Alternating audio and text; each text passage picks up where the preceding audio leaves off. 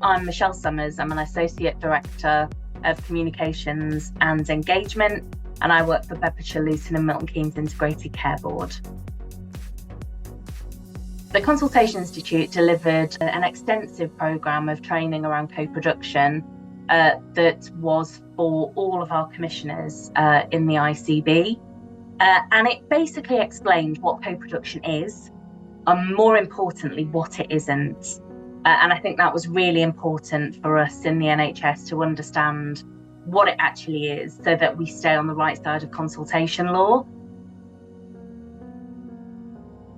We've been a member of the Consultation Institute for a very long time, actually probably since the inception of the CCG 10 years ago.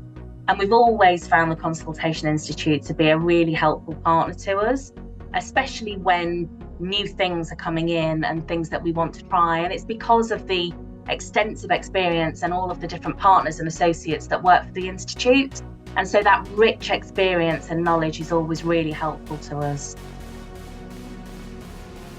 Co-production is really important to BLMK because we're wanting to change the conversation that we have with residents.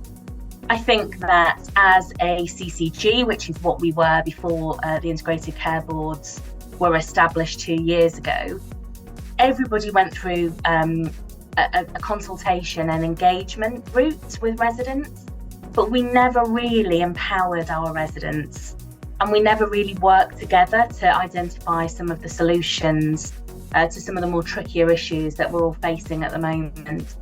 And so by working in co-production, we're really living the new ethos that we have in BLMK, which is around no decisions about my care without me. And that's really important. So to do that, the obvious choice is to really embed co-production within the Integrated Care Board. It's already started to have an impact in how we're doing things differently. So a really good and live example is our MSK services. We're currently going through a re-procurement exercise, and we've been engaging with local people for about 8-9 months now, asking them what they think of the existing services. And that's even before we start getting into the point of writing a specification, or even going out to market and even looking at mobilisation and service changes. It's right at this really formative start. And so that's a really good example of how it's being used already, but that's just one of the programmes. There are other programmes that we're starting to have those conversations with residents about. And we're also looking at how we can broaden that out. So looking at remuneration policies so that we can really embed residents as equal partners and reflect on the brilliant principles that co-production sets out. The biggest challenge for us, as with every NHS organisation in the country, will be that everybody buys into the principles of working with people and communities, and those 10 principles, everybody buys into it.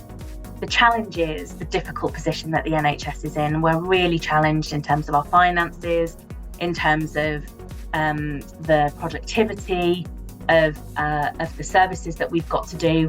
And so we just don't always have the luxury of time and being able to engage for that long period of time. And because there's no infrastructure in place as yet, we're still really early days in being able to remunerate people for their participation, and also in being able to upskill some of them to have those conversations where they're able to provide that equal voice around the table. And particularly around some of the people who we're speaking to who are from vulnerable backgrounds or where they've got protected characteristics, and their voice is so important, but there's time that it takes to be able to get them to participate. Co-production brings a real richness to the work that you're doing. It means that you have a greater understanding of the communities that you're serving, and that there is that equal partnership around the table, which means that, from my experience, you get a better solution to the problems. And sometimes the solutions that you haven't even thought of because they come from that lived experience. And those insights that come through co-production are invaluable. And so I would recommend a co-production approach to everybody. I think the other angle that I would really encourage is that people do co-production training, because we do operate in an environment where there is consultation law. And with the new call-in powers that the Secretary of State have, we need to make sure that while we're doing this for our communities, we also deliver on our duty to keep our organisations safe and on the right side of consultation law. So having training like this is really important to be able to strike that balance.